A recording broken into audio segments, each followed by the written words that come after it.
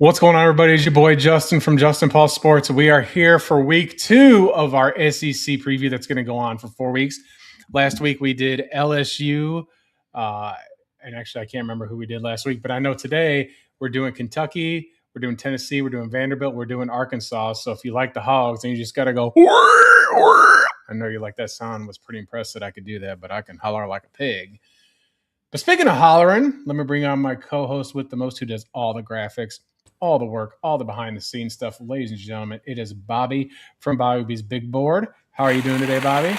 What is going on, guys? Another week of SEC ball talk. I am excited. Maybe a lot of these teams, I don't know if I'm a big fan of, but some exciting players to go over. And honestly, we've got some interesting teams that, are any of these teams going to be good? Are all of these teams going to be good? They're all kind of like tweeners except for Arkansas. But yeah, we'll go all over all of those teams, and I'm excited to talk about them for sure. Well, before we get started with that, ladies and gentlemen, we do have a bit of breaking news going on here in the football world. This is our college football preview, but I don't know if you heard this, Bobby, but a little tidbit of NFL news here today. Ben Devine, who works for Chicago, he's been doing Chicago sports since 2009. He's pretty accurate with the reporting on what goes on with the team. Big Bears fan. Says, and I quote, "A finalized stadium deal is expected tomorrow with the Chicago Bears landing in Indiana. Per source, Indiana is so heavily incentivizing the deal as to include a name change with Indiana in the team name when the stadium completes."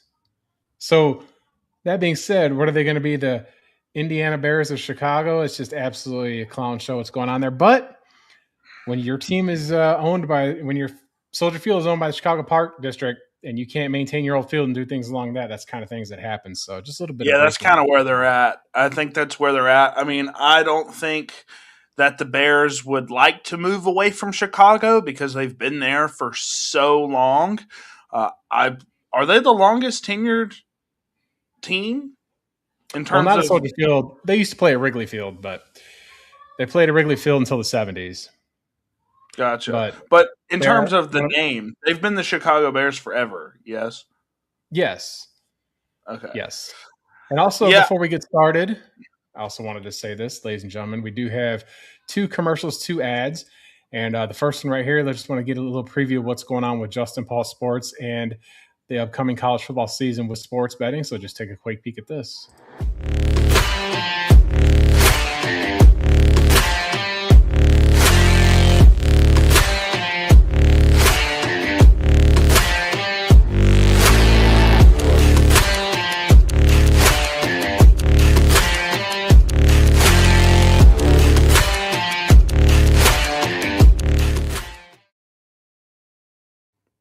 That's right. You can go to winnable.com/Justin Paul Sports. Sign up for the college football vault. So what that is I'll have picks up there. It's monthly. It's $24.99 a month. We have an NFL one that we'll have a little trailer for later. And if you want to help support the show, just simply click on the QR code on the screen for Venmo, and that would greatly help the show so we could do things to get higher production values, things along that sort, and get the word spread. But, Bobby, if you want to go ahead and get rolling with our first team on tonight's SEC Week 2 of 4 preview, 16 teams in the conference now with a brutal expansion. But luckily for the SEC, they've expanded geographically correct, unlike the Big Ten, who's got teams in Washington and as far east as Rutgers. It's just kind of crazy to go coast to coast. But I think eventually we're going to see some of that stuff get eventually hammered out to where you're not going to have that kind of geographical disparities. Remember, they have to fund other sports too. It's not just football. They have to fund basketball. And I think eventually some of these teams are going to be losing so much money trying to compete with the NIL and football that they may have to drop smaller sports like swimming and things along that sorts. And it's unfortunate because you don't want to see that kind of thing happen in college athletics. There's more to college sports than football and basketball. Don't tell anybody, but that's just kind of how it goes. So absolutely. Who we got first up, Bob? Yeah, if you want to go ahead and put the graphic on the screen, I do have a question for you before we get in. So you were just talking about the SEC and the geographic, consistency that the SEC has. If you had to choose, let's say, one team that is currently not in the SEC that makes the most sense to bring into the SEC, who would you pick? I think my pick would be a North Carolina, but what are your thoughts on that? Well, there's two that come to mind, right? North Carolina will help the conference for basketball. I mean, Mhm. I'm thinking bigger picture here, so North Carolina would help with basketball. But I think that the team that I would like to see added to the SEC, it would really be Clemson. It's either Clemson or Florida State. Florida Florida State was State, the other one.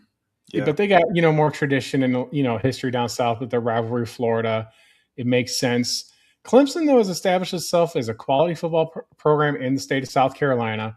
It's less likely that you would see that because states don't like to have monopolies on conferences, right? You want to have one in each, spread out a little bit. It's not very common to do that. So they're going to want to keep an ACC tie and an SEC tie. for And sure. that can make a difference in recruiting if you're in the state of South Carolina. But we seem to be veering away from that kind of thing. So I would think I would take Clemson over Florida State. Now, it'd be close, though. Because I don't I'd think love to see some Clemson SEC action. Um, but we'll go ahead and go into our first team, which is the Kentucky Wildcats. Not the best season for them. I don't know how the head coach lasted as long as he did, but they went 5-7 last year, 2-6 in the conference. Obviously, didn't qualify for anything postseason wise. They bring in Will Stein. A big question is this football team last year wasn't a disaster defensively. As you can see in the scoring defense and the total defense, they were, sub top 100, and then it was just the offense. They could not score 105th in the country and 101st in scoring, 105th in total. So, you get a lot of people, you bring in a couple of guys, Will Stein did. Do you think he's going to be able to turn this offense around quickly? I don't know. It's going to be one of those situations where I feel like I hope the leash is long enough for this guy to work at least for a couple of years, kind of similarly to how Mississippi State has treated Jeff Lebby over his past 2 years. How do you feel about the Kentucky Wildcats and the ability of Stein to kind of turn this offense around? Well, we're going to see because Kentucky, for the longest time, like you said, they were built on a defensive trajectory, I guess is the way you want to say it. Yeah. But they do have some preseason All SEC players out there. They've got Willie Rodriguez at tight end. On the center, they had Colton Pierce, his second team All SEC. And they got good players on the defensive side of the ball with Ty Bryant, and another offensive lineman is Lance Hurd. So we do have some returning experience there. I think that you're going to see a vibe shift in Kentucky football. Their quarterback, Kenny Minchie, he's supposed to Mm-hmm. projected to kind of start for them. He's got mobility, he's got arm talent, and we're going to see how efficient he is. I mean, he's going to get some playing time, and he's got to play in a better conference than when Notre Dame's abysmal schedule. So there's kind of there's definitely an upgrade in competition, and that's a good thing. Going from Notre Dame to Kentucky is quite the transition. Yeah, Uh, absolutely. but the Wildcats, offensive line and their tight end, I think that's going to be good for them. I think they'll do a little bit. I think they'll make a bowl, I guess you could say, because it's really difficult with unproven first year coaches to arrive. I mean, it's not like Kurt Signetti, which is kind of the anomaly to, Yeah. that coach had great success at JMU and then goes into Indiana and doesn't year one, but Kentucky's schedule isn't patty soft like Yeah, Indiana. we'll go over that in a moment with their schedule. It's very rough. But I'll And say 5-7 is the floor, and like 7-5 is the ceiling. okay. Yeah, I mean, I could definitely see that for sure. We'll go ahead and kind of look at their offense a little bit, and we'll talk about more of their players whenever we get to the next slide. But they're built really on trying to run the football. They did not have a great throwing offense last year, so you've got to have these inside zones. That's a great play against Georgia. But honestly, they were so one-dimensional last year, and it's almost kind of worthless to even show this power run here because I think this offense is going to be completely transformed. Is it going to deflate though when you have your first, Alabama in week 2, and then you get Texas A&M in week 3, two really really good defenses that you're going to have to test your new offense basically, and you'll see obviously you see this all over the place. Is this RPO bubble screen, great play against Georgia here. They had to rely on stuff like this. Teams that don't really have a downfield threat in terms of kind of getting the ball out deep downfield, they have to rely on just playmakers at the wide receiver position. And that's what they had to depend on last year. And this year, with the Stein offense coming in, it's just really hard for me to see it being successful right away. I think there's going to be a lot of growing pains. And like I said, Alabama, then Texas A&M right off the bat to test this new offense with Kenny Minchey, who unfortunately hasn't had a very, very little starting experience at Notre Dame. So we'll kind of go ahead and get into the additions. CJ Baxter is a guy that I've been high on for a long time. Injuries have kind of derailed his career a little bit at Texas.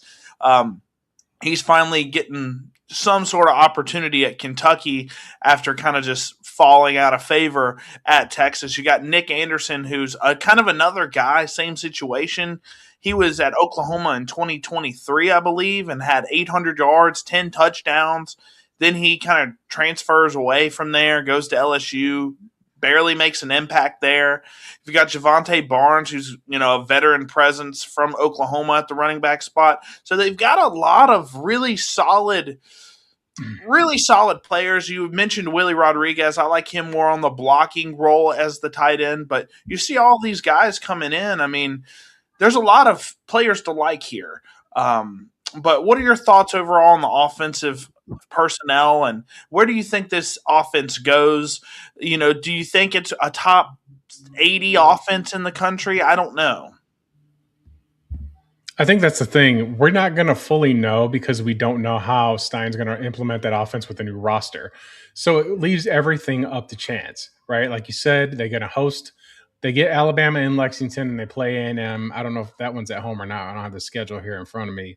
We'll go over that in just a moment. So it's just kind of a wait and see. You're not going to have a lot of film on these guys, so it's inexperienced. But I think the main thing that has to be done there is a culture change, and we're going to see how much Kentucky's willing to spend on NIL for certain players. It's really tough to do a preview on a team that you just get all this lumped together, right? It's like you're going to have to figure it out, and Kentucky doesn't have that history of great football there. I mean, that Kendrick Law highlight you saw was fantastic. I think it's unfortunate that he had that injury. I think he's going to do something. I think he's going to quietly do something in the NFL, but we just have to wait and see. We're just going to have to see how the season plays out. I think if they go to a bowl game in the first year, that's a huge success for this team. Absolutely. And what is the expectation for a guy like Stein coming in year one? Are they going to fire him year one if he wins 3 games? I mean, we'll go ahead and go into the schedule. I mean, it's tough. I mean, it is a tough schedule, and college football is all about momentum.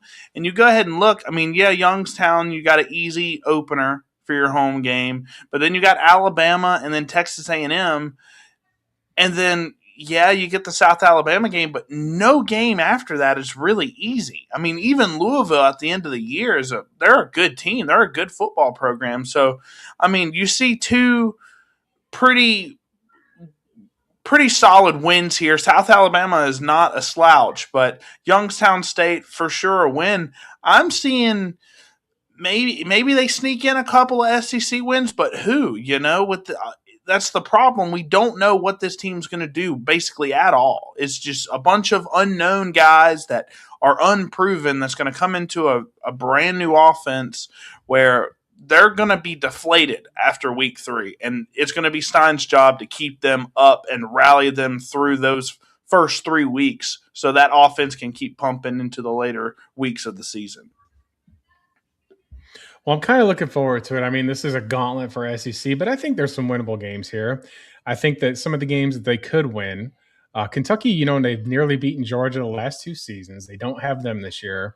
And any time at home. I mean, they got Alabama at home, they got LSU at home, they got Vandy at home, they got Florida at home, they got Louisville at home. So all those, I think that they can win almost all those games. I don't know if they can beat Alabama or LSU, but I think that they're going to be competitive. And I think as long as you're competitive in these games, it's year one. So it's just, you're just trying to really develop what you got. I don't think he's going to be hooked unless they get blown out 66-0 5 straight games in a row. I think that his job will be fine. I just think that we've got to wait and see exactly what Kentucky can do and how they respond to the coaches and things along that sort. So Yeah, I completely agree with you. I mean, last year, like you said, Georgia had them on the ropes, had Ole Miss on the ropes as well. They're a competitive football team, at least on defense. That offense just has to change a little bit. But we'll go ahead and get into my highlight player. And this is all fantasy, right? Obviously, the tight end there is going to be somewhat of a contributor at the NFL level because of the blocking prowess, but that's not what we care about as fantasy players, right?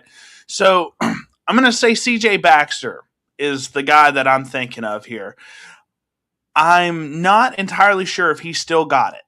That's the big issue. He can catch the ball out of the backfield. He's a elite prospect at the high school level, 5-star recruit.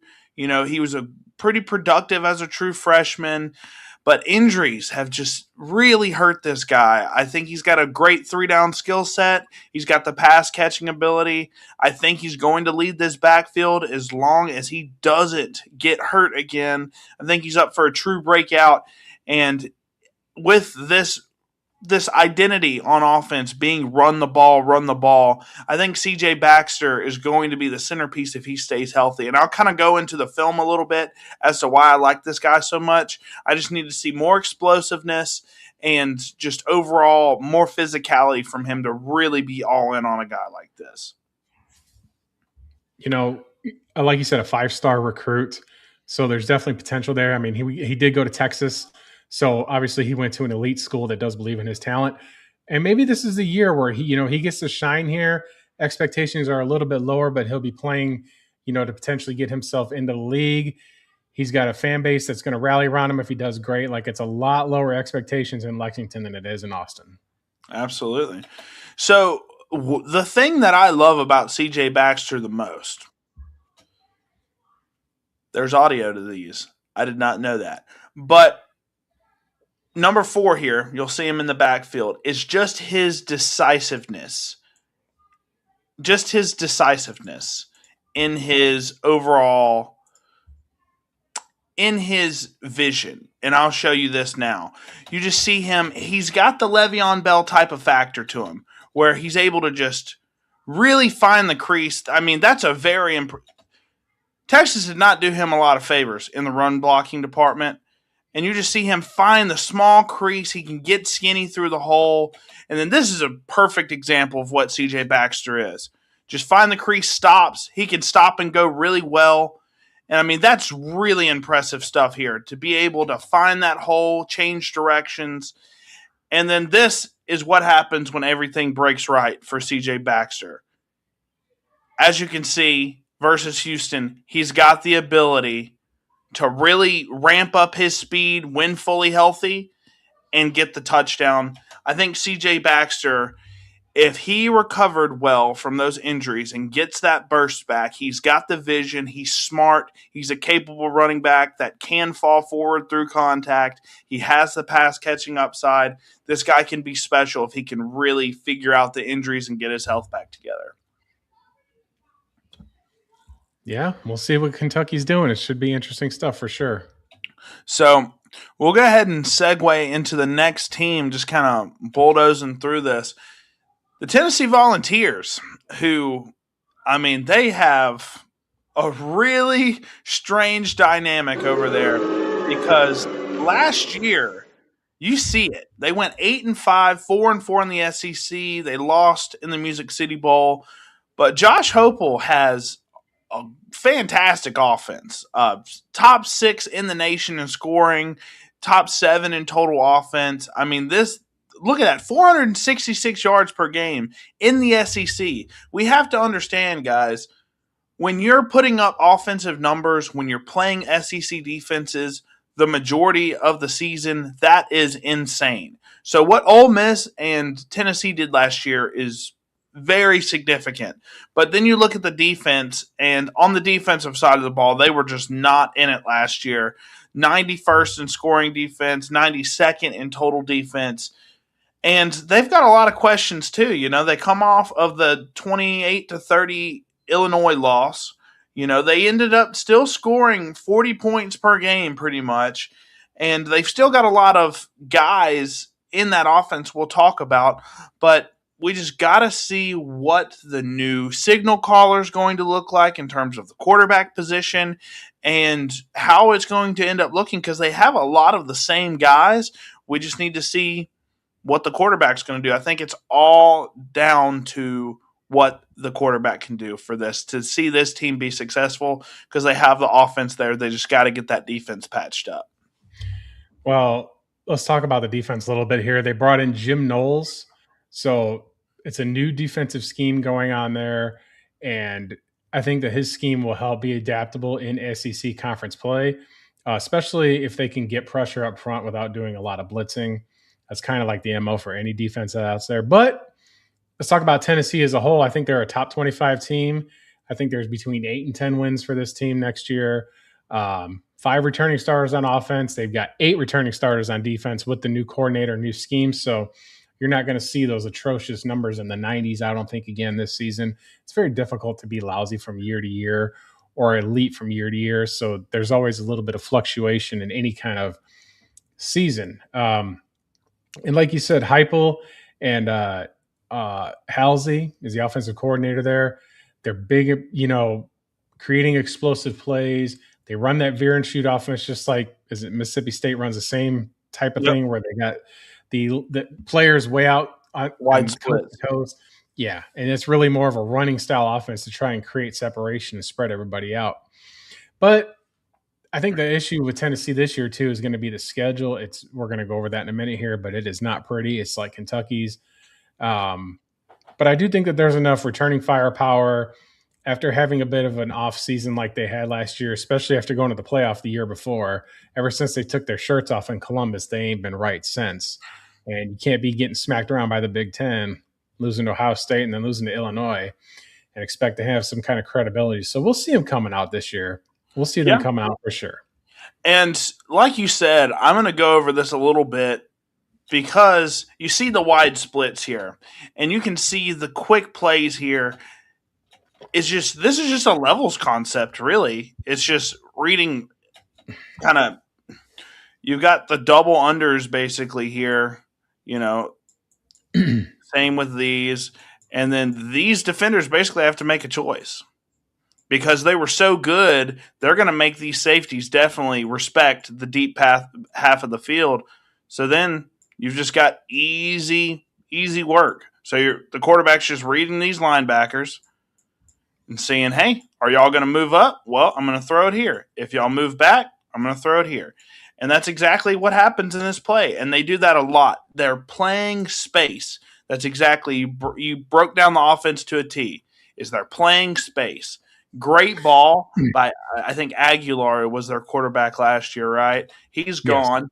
So, and you'll obviously see, I want to show one more thing. This is not the best example of this, but if you see the box here, you've only got 5 guys in the box. You've got 6 blockers here. So you've always got the numbers advantage. That's why Bishop did so well last year, over 1,000 yards, 10 rushing touchdowns.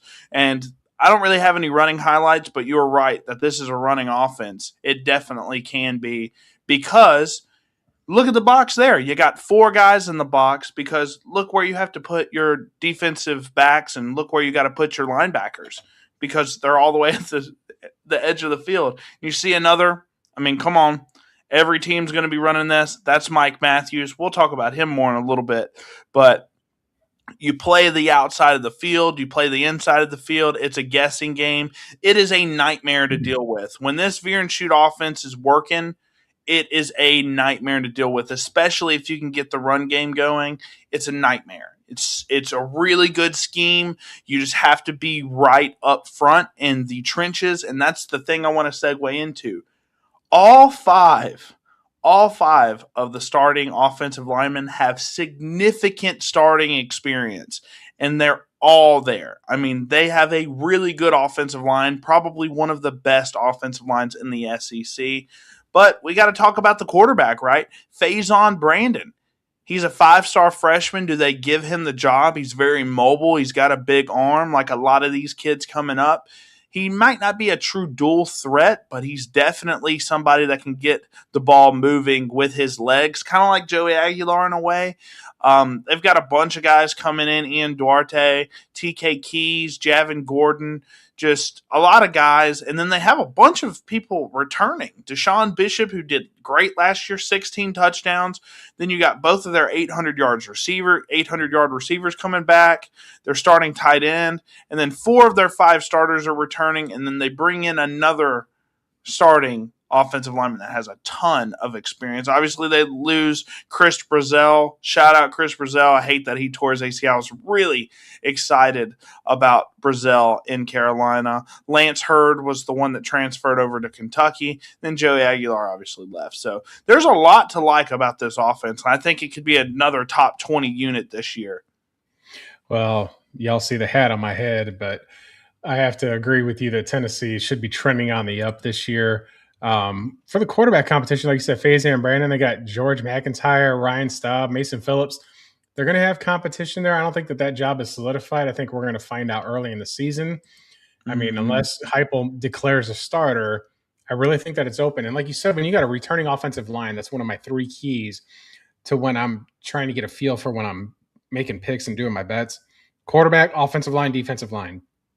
And when you're returning players on the offensive line, you're able to set up your run game much better. Your pass pros are better. Your quarterback can call out and read a defense better because they'll have experience up front. So Tennessee's meter is going up. I don't think that they're a playoff bubble team. Let's put it that way.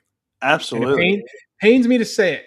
I don't like the Vols, but I do think that they're a playoff bubble team. And like I said, they could win. I think it's between 8 and 10 games is what they got going on for them this year. Could be the 11 seed. I don't see them playing for the SEC championship this year. It's always kind of tough to do that when you get a new quarterback in there, and especially with a complex scheme like what they run down there in Knoxville. So, well, it just depends. Like for the veer and shoot offense, the quarterback can just distribute the ball and get out of the way. Obviously, if you want somebody to really take command of that offense and be at the most efficient that the veer and shoot offense can be, there is a level of skill that goes into doing that. But I don't know. I think Aguilar came in, he was an App State guy. That was not their pick.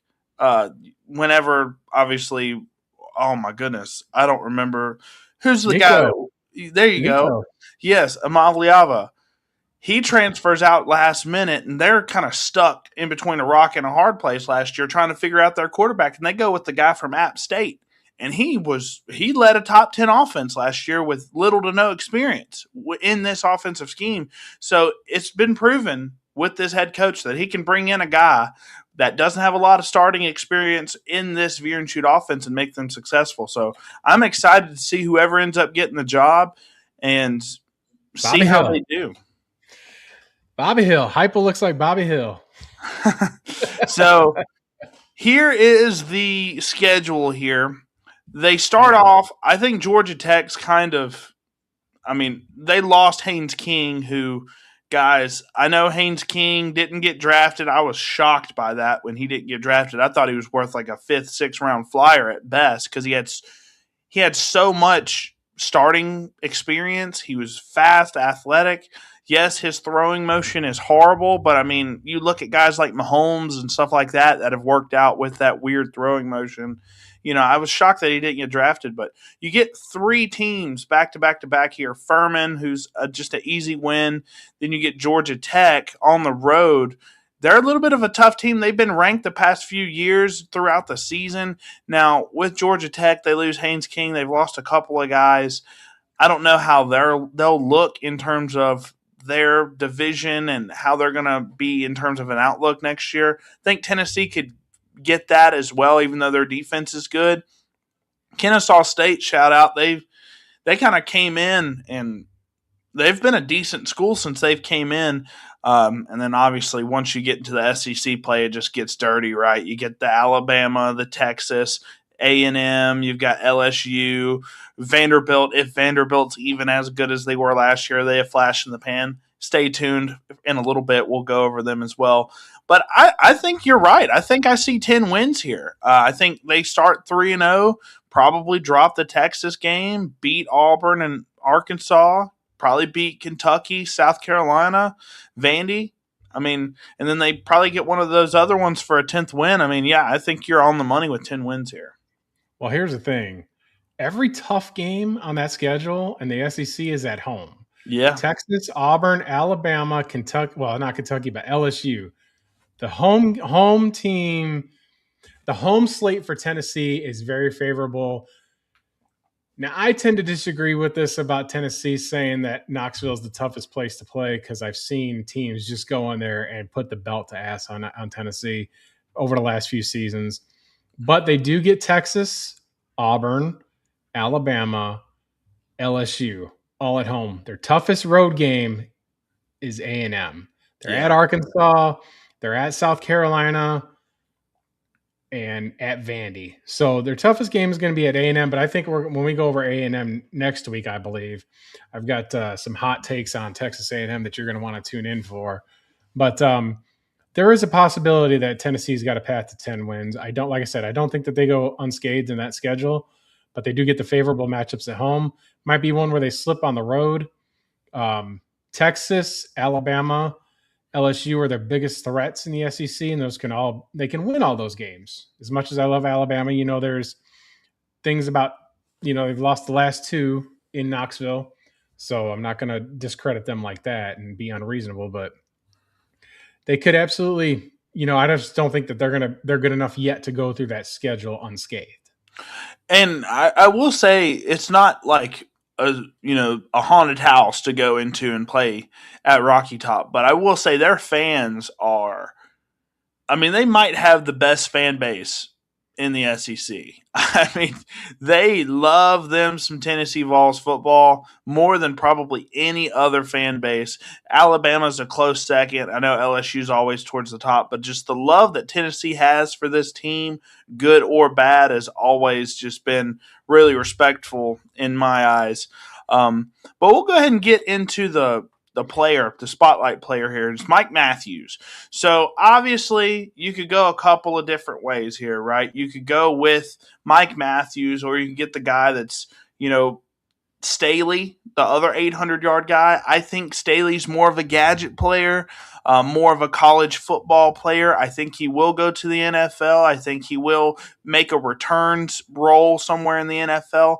But with Mike Matthews, former 5-star recruit, had 4 touchdowns, 813 yards last year. He's going to be an X wide receiver. He's got really good speed and route running. I think his skill set translates a lot better as a true NFL outside receiver rather than somebody that would just have to play a gadget role, kind of like a poor man's Jaden Reed, which there's so many of those guys in the NFL. You look at like Josh Downs, who is just like way better than a Staley is. And there's just so many just gadget guys that play in the slot that just get cycled through in the NFL all the time. So I think he's going to be their wide receiver 1. I think he's going to see some heavy targets. I think he does have a chance to surpass 1,000 receiving yards, and I think he's their best fantasy prospect. And do you have any thoughts on Mike Matthews before I get into the film? I really enjoy what this guy puts on tape. He's got the yak ability. He's got the downfield speed. He can catch contested catches. He's got everything, I think. He does. Let's show everybody what he's got on film. So we'll go ahead and get into the first thing here. So before you start, yeah, it's storming here. So if I get cut out, just keep going and I'll log back in. I'm in Arizona and our power lines may go out. We get our storms are like all sandstorms and dirt storms. So just letting y'all know. So you'll see the comeback route here. Now, look, I understand it's ETSU, but I want you guys to see the route here. because ETSU is playing very soft. He's got crazy acceleration, comes back to the ball, and then just runs over the ETSU guy. He's got a little bit of dog in him for sure.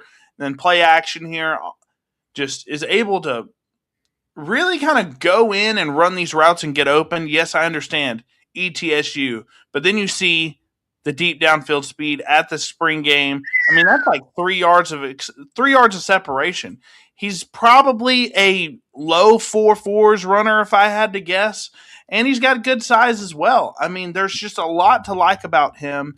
He's got, I don't know exactly who I would comp him to, but he's got that outside frame that can play the Z slot if he needs to. You can put him anywhere on the football field. You can even throw him on screens, kind of like a less explosive Nico Collins in a way, where people don't really think about Nico Collins as a yak guy, but he absolutely has some yak ability, and they kind of get him out there on screens from time to time. Mike Matthews is the same sort of player in terms of the same skill set. Obviously, I don't think he's as good as Nico Collins, though. Wow, that's really pushing it. Nico Collins, we went over in our NFL, talk about how high I really am on him. But we'll see what Tennessee does. When there's opportunities on the field like that, that's a great highlight in spring practice there to just make that throw and make the play. Separation, can run those routes. Those are NFL-ready routes. Simple out routes like that, being able to understand, like you said, the soft coverage, can beat man-to-man, big explosive player. If you're a Vols fan, you should be excited for him for sure. Both of the guys, Staley and Matthews, I mean, they're both very good players. Now we get into probably the most perplexing team in the SEC. Before we do that, go ahead. We're halfway home. We've got two more teams we're going to go over. We're going to go over Vanderbilt, and we're going to go over the Hogs here. But just a reminder on Justin Paul Sports that we do like to do our sports betting. I have a college football Edge Vault, and I also have another one here that y'all want to check out. Same price, $24.99 a month. I know that I've got 10 viewers right now, and I want to thank you guys for tuning in. I've already seen the trailer for the college football, but let's see what we got going on for the big time, baby.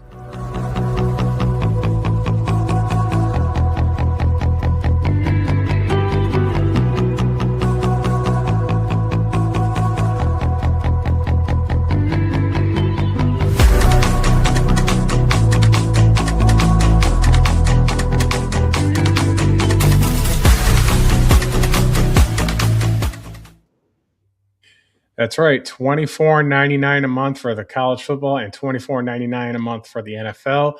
I'll have picks up all the time. I'll have my NFL preseason picks up tomorrow morning. And the last one that I'm going to go through isn't formatted correctly. It's just a little goofy, but it's the last ad of the day, and that's for the CFL. So we're going to take one more peek at that as well. We are playing Montreal in Montreal. Right. We are playing on the road. We are playing in a dome. We are playing in front of 65,000 screaming fans. Men, we got them right where we want them.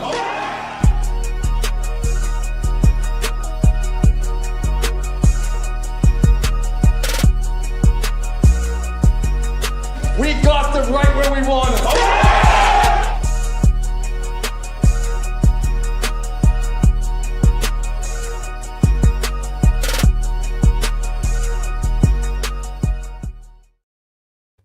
We have got football coming out of the sides of our heads now. It's about that time where we're going to have college football kicking off here in about 2.5 weeks. We've got NFL preseason tomorrow for everybody. Starts off with Green Bay Packers are on tomorrow. And we got CFL in week 11. Those picks will be up tomorrow as well. So we're in the heart of everything that's going to get really good as, the most jam-packed sports month of the year comes up in October with Major League Baseball playoffs, start of the NBA, everything that goes on with there. And one side note, I'm a Chicago White Sox fan, folks, and they are in first place.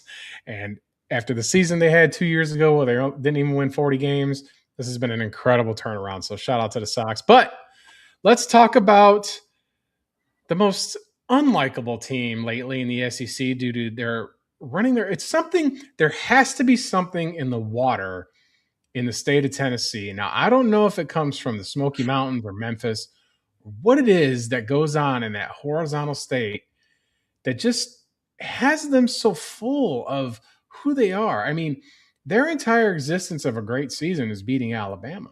It's nothing else. It's not like they're loading themselves up with championships.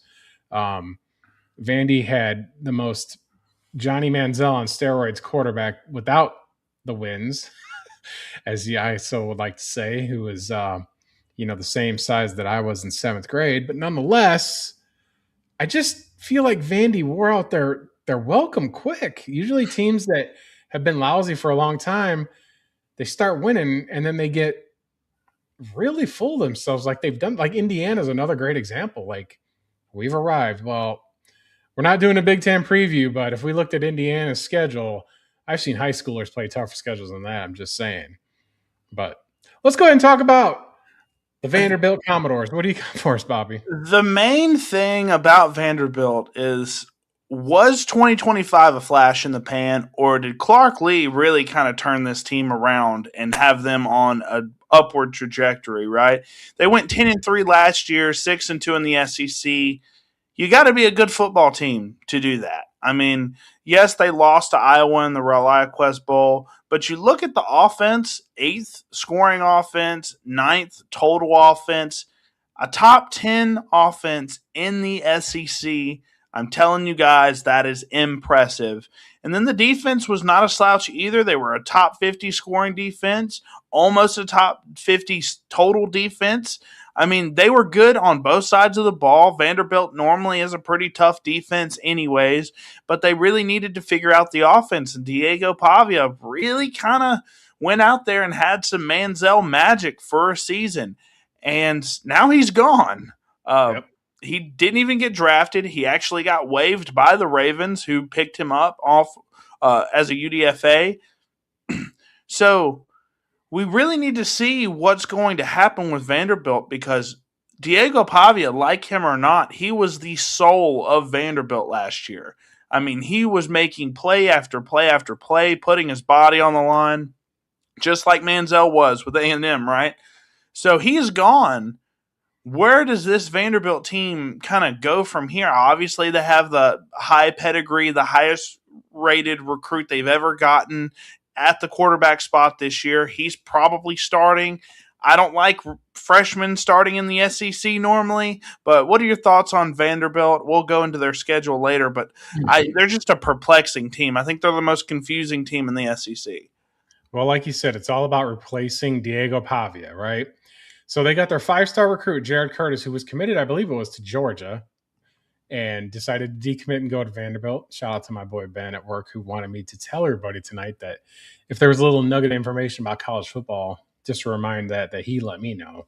But I knew it was the case, but nonetheless, shout out to Ben. But we're going to see what Vandy does without him, right?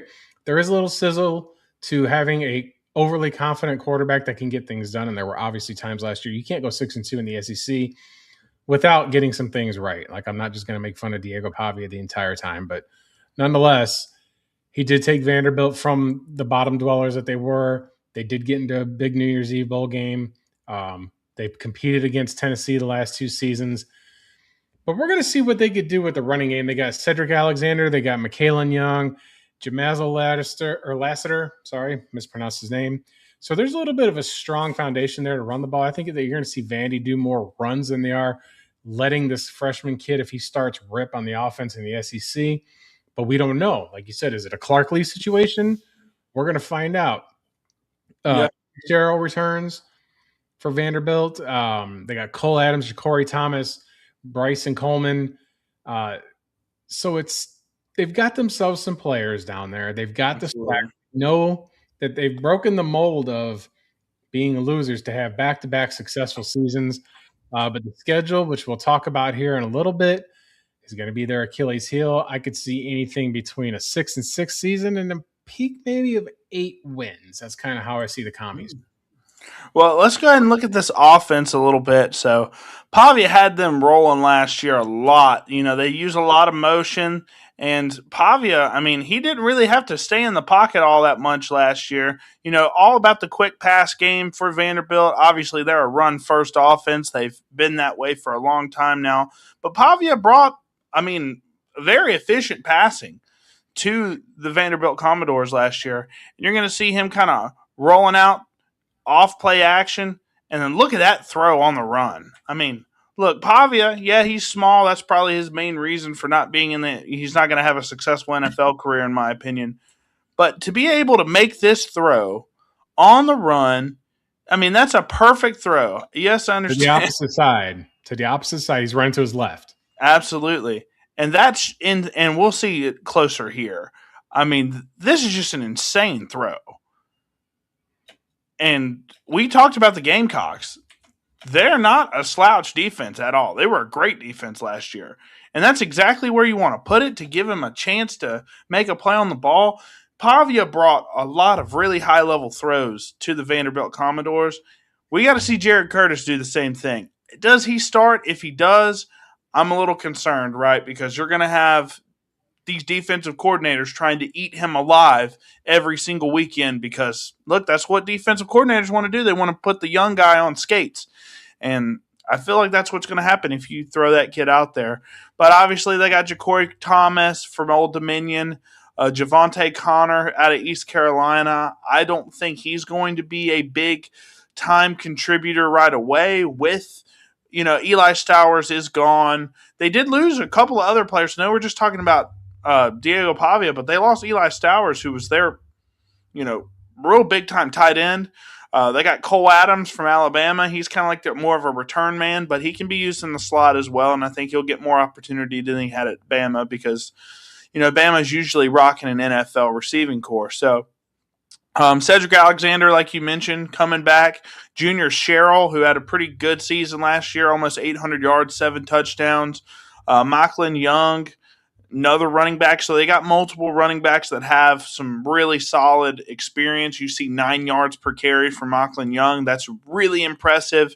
And then you've got 13 starts for Cade McConnell, returning O-line starter, and they've got 4 of their 5 starters leaving. So, one of the big things that you talk about is offensive line, and most of their offensive linemen have left. Obviously, Pavia's leaving, Eli Stowers, Trey Richardson also goes to Louisville. So there's a lot of turnover on this team, and people aren't really talking about that. So I think that might hurt them a good bit, and I don't know if they see another 10-win season this year. I think they're a bowl level team for sure, but I don't know about a 10-win season again. Yeah, I agree with that in full. 10 wins is out of the realm for this season, especially when you got, Vanderbilt still has those high academic standards to get in there. Yes. And they're like Notre Dame about that. But they do have some NIL money coming in there. I mean, the university is named after one of the wealthiest families on earth. So nonetheless, you want to take a look at their schedule for the upcoming season? Yeah, absolutely. So if you go ahead and look at the schedule here, I mean, it's not the worst schedule in the world. You do get Auburn, you did get Arkansas. I'm interested to talk about Auburn because they've been a really good football team in years past, and they've just been underwhelming. We'll talk more about them. NC State, I don't think's a gimme. I do think Delaware and Austin Peay are both gimmies. I think they could beat Arkansas. I think they could get Kentucky. I think they could get Florida. But Man. I mean, the rest of them are like, Georgia on the road, Ole Miss on the road. Yeah, it feels Ole Miss is at home.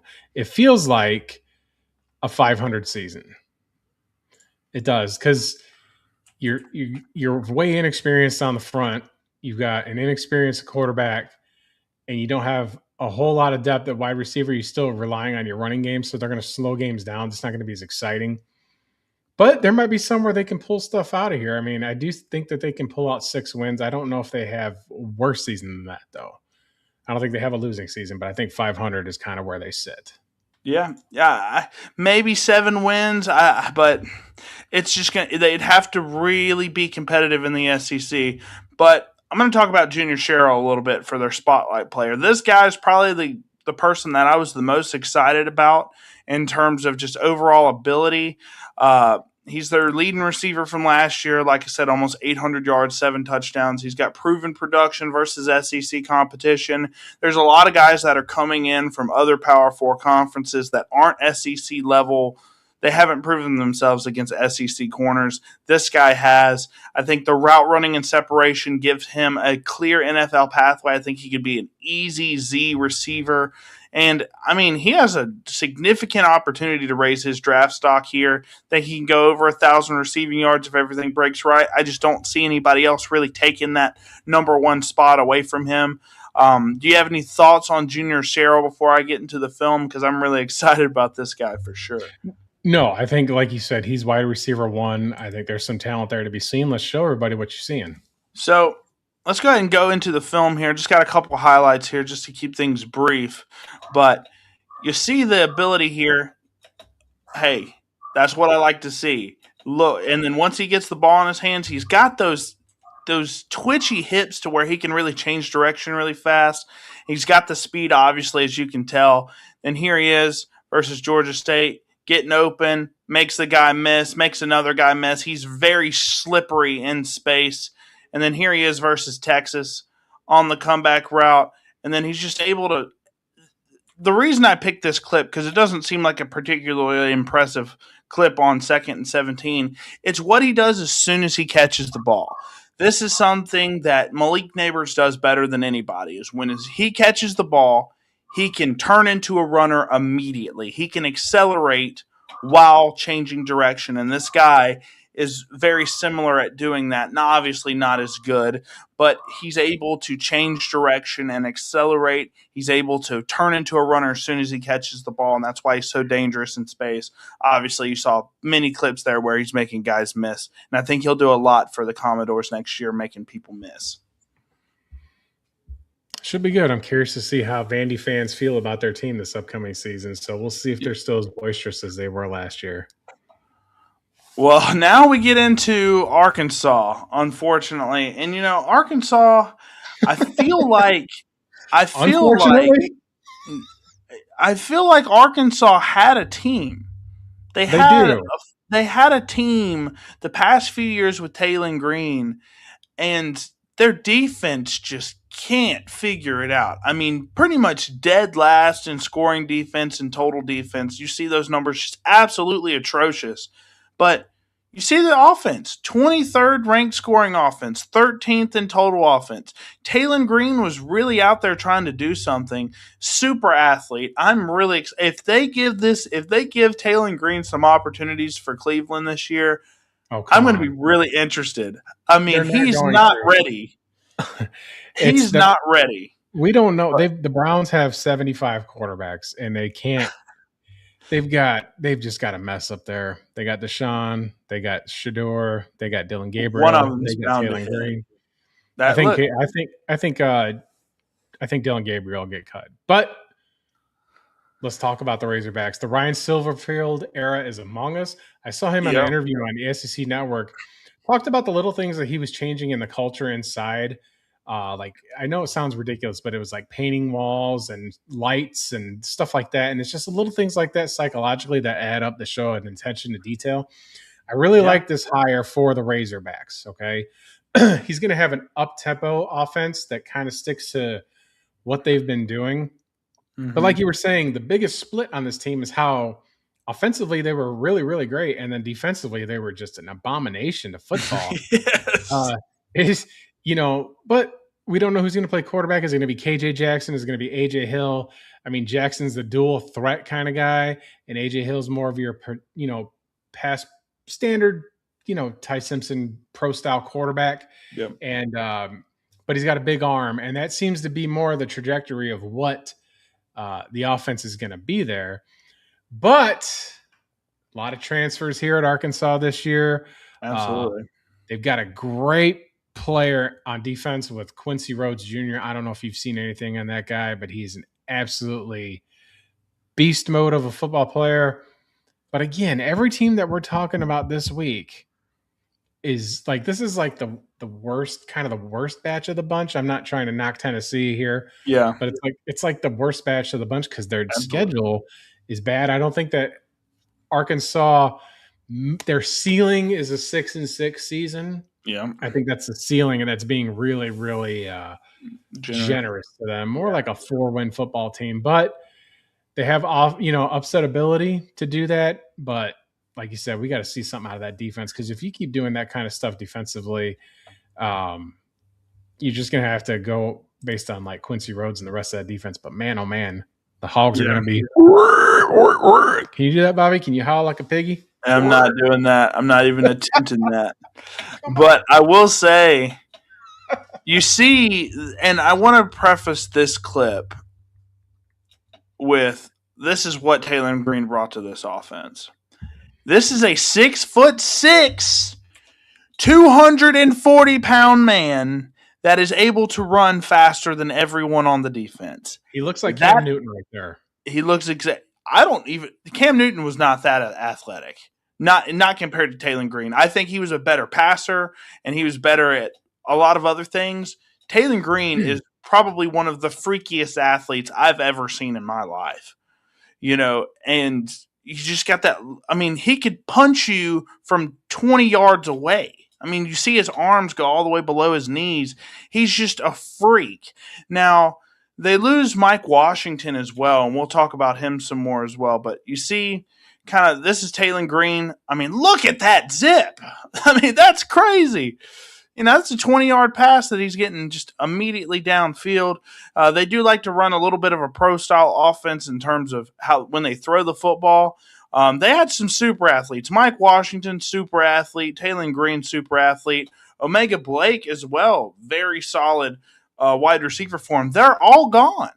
So you bring in A.J. Hill, Memphis transfer. You get Sutton Smith. Fun fact, Memphis beat them last year.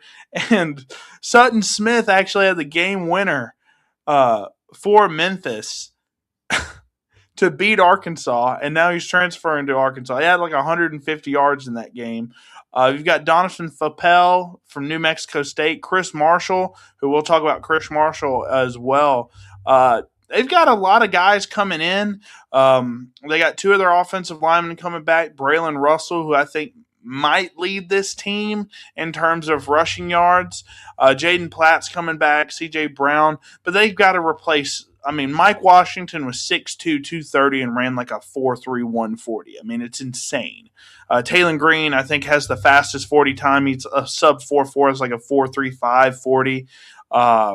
Fastest 40 time from a quarterback ever. That's what you're replacing. Whether they were good football players or not, I think they were both pretty good. But you're replacing super athletes that are like one of a kind, very rare to find. And that's going to be difficult, I think, for the Razorbacks to replace that type of athleticism. Yeah, tough season incoming for them, but they do have the new coach. I think that there's going to be some growing pains here, obviously, but the transfers might help them a little bit. Year one is never just like that simple. Like a lot of people want to talk about Kalen DeBoer getting the keys to Ferrari, but what people don't realize is as soon as Saban retired, like a fourth of that team transferred out of there. And they had the portal where you couldn't get players in, and they had multiple portals, and guys like Julian Sayin walked out the door, and Caleb Downs. Like if those two players leave your program, if those two, I don't care what team you are, if you have Julian Sayin and Caleb Downs on your football team and they transfer out of there, it's going to impact your football team. It's going to negatively impact your roster. So it's really difficult to say a first-year coach can just come here and take the brand name and do something amazing with it. Now, Arkansas has had fluctuations big time of what they've done. There's been times when they're ranked and there's times where they've been atrocious. Yeah. And there's a proud history there. I do think Arkansas and Arkansas State should play every year. And they don't, but they should, just like Colorado and Colorado State do. Yeah. Jonesboro, give it to them. Let them play. Let the Red Wolves play the Hogs, man. That'd be great for the state, great for the game of college football. They could do a road series. It's not that far from each other from Fayetteville. And the Hogs can definitely use the competition. But I do think that this is going to be, like you said, an upcoming season of struggle. The struggle bus is real. Slaughter and bacon bits here, as Funny Man likes to call them. I think that they're just going to be carved up and served for dinner. Yeah, it's going to be a really, really rough time for them. But we'll go ahead and go into the schedule. And I know we keep saying, man, this is a tough schedule. I think everybody in the SEC has a tough schedule because there's so many good teams. I understand the national championship has gone the way of the Big Ten for, a few years now. But, man, Georgia, A&M, Tennessee, Missouri, Texas, LSU, they're all going to be ranked teams next year. And maybe even a South Carolina. I think I'm a little bit higher on South Carolina than most if they can figure out that offense. But Arkansas has a tough road ahead of them. I mean, the Utah Utes are not an easy game, especially on the road. Then you got Georgia, A&M, Tennessee. I think they could probably get the Tulsa game. North Alabama is probably a gimme. So I could see 5 wins here, maybe. I don't lean towards 6 wins. I don't think that's possible here. Because of the amount of offensive personnel that they lost. They lost their starting quarterback, the starting running back, and then you're replacing them with guys that just aren't proven whatsoever. So, yeah, I'm leaning probably 4 to 5 wins max here. I do think that you circle that game against Georgia at home. I'm not saying they'll win the game, but I think you're going to get a barometer for what this football team is for the SEC home opener on that week, right? They'll play North Alabama in week 1, and then they'll go on the road, up to Utah, which is not a bad football team. They're going to be having a new coach there as well. So they might be going and doing something, and maybe they can pull that one off. 2 new head coaches, one's its first true road test out of conference. Not likely, because there's still some really great players up there at Utah, but Willingham went to Michigan. We're just going to have to see. But I think that, let's just say for the sake of argument, they do start out 2-0, right? I really think that you're going to see that Georgia game, they're going to spit fire. And I think it'll be within 6 points. I don't, sometimes that just happens in this game. Like last year we saw South Carolina had a lead over Alabama in the 4th quarter. I mean, Ole Miss had Georgia on the ropes in the 4th quarter. I mean, that's obviously a much better football team than Arkansas is, but I'm just saying sometimes you can, Georgia struggled with Kentucky the last 2 years. So this might be a situation here. Georgia does not play elite football on the road. They don't. They just don't. It's kind of, puzzling to see them do what they do on the road. They just don't dominate like they do at home. So that's just the game. I think, like I said, September 19th, everybody's going to be wanting to see Ole Miss and LSU, but I'm going to keep my eyes peeled on that one there. I'm just curious to see how it goes. Yeah, absolutely. But last but not least, let's go ahead and take a look at our last spotlight player. This is like the only solid picture I could find of Chris Marshall, and he looks like this is not normally what he looks like. He's not that big. He looks like a defensive lineman here. I think this is for some sort of photo shoot. You'll see his highlights. He does not look like this. Let's go. Flex it, Chris. I said flex it. Yeah, so last year at Boise State, this guy has kind of had a weird run. I mean, he came in in 2022, was a big-time recruit for Texas A&M, and he's just never really figured it out. Last year at Boise State, 574 yards, 19 yards per reception. He was really kind of, popping off last year for them. He comes into Arkansas. I think this is an upside pick for me. I don't really know of anybody else that I feel comfortable with picking than Chris Marshall because he's got that elite pedigree as a recruit. He's got the explosiveness with that yards per catch. And I think he gets a chance to really turn his traits into production this year. And I think he's going to be their starting outside wide receiver. And we just got to see how A.J. Hill or whoever the quarterback's going to be gets him the ball. The big question mark at quarterback, and I think that's really what's going to make or break Chris Marshall. So we'll kind of go ahead and, I mean, man, he looks like a defensive lineman there. That is crazy. But you're going to see a play here, Boise State. This is your boy. I mean, he's a tall guy, but he's not like 250 pounds. I think he's like 205 pounds maybe. So he's not a gigantic guy, but he's just out there really getting separation. There's not much film on him. I've just heard really good things across scouting, not training camp, but spring for Chris Marshall. I'm curious. I'm curious how I don't think it's the traits that I'm questioning. It's all about whether this quarterback will be able to get him the ball because he does get separation. Hence why his yards per catch are really, really solid.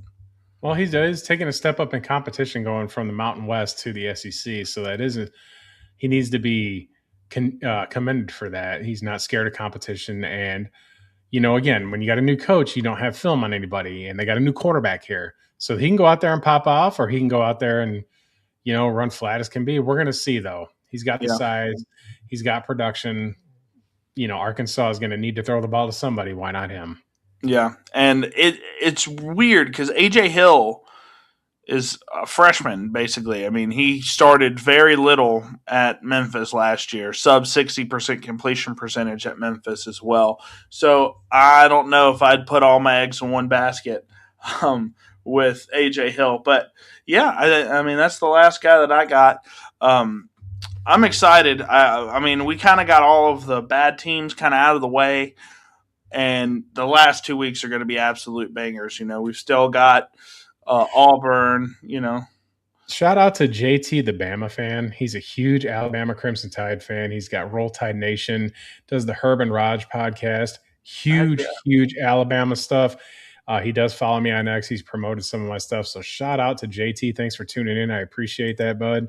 But, yeah, it's going to be quite the SEC season. We're getting ready to wrap this up here. Bobby, would you like to reveal who week 3 is of our SEC preview? Yeah, I will go ahead and tell you guys now. So next week, kind of a banger. We're going to be going over the Alabama Crimson Tide. Roll Tide. The Auburn Tigers, the Florida Gators, and last but not least, the Georgia Bulldogs. So that'll leave us with week 4 will be Texas, Oklahoma, Texas it'll A&M, Missouri, Oklahoma, A&M, and I think that's the last ones. Texas. Missouri, Oklahoma, A&M, and Texas. Yeah, that'll be a banger too. Yep, we've done this every year, and then we're just going to kind of mix up the content the rest of the season. Bobby, do you have anything that you want to promote on your channel, sir? Well, I just dropped a couple of videos, in light of Carson Beck's kind of crazy preseason game in the Hall of Fame game. Dropped a video kind of breaking down what he did in that Hall of Fame game, broke down who might be one of the sneakiest maybe not this year, but dynasty studs for sure is Antonio Williams for the Commanders. I think he's got a lot of juice to him. But just be on the lookout for some more film breakdowns. I think we'll probably do a quarterback next, whether it's Cam Ward or maybe a Kyler Murray in light of him winning the starting job. I knew that was going to happen all along. There's no way they were going to trot out J.J. McCarthy out there after how bad the offense was last year. Well, I hope Minnesota fails in every single way possible. So, but Kyler, did you hear Ben Johnson today? I did not. I'm sure he said something off the wall. Hold on, let me pull it up for you. Let me pull that up, Jamie, as they like to say here. Hey, look, he's a confident young man. Okay. That's for sure. And you know what? You need to have that. But let me just tell you exactly what he said, because he came out and said it, as the young people say.